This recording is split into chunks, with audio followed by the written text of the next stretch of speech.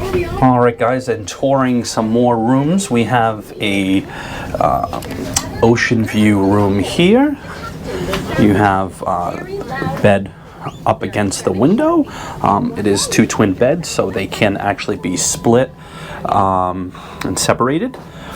And you do have a couch here, along with the desk and the TV and the privacy curtain as well, with the full closet. Safe's not big enough for a laptop, but plenty of storage inside.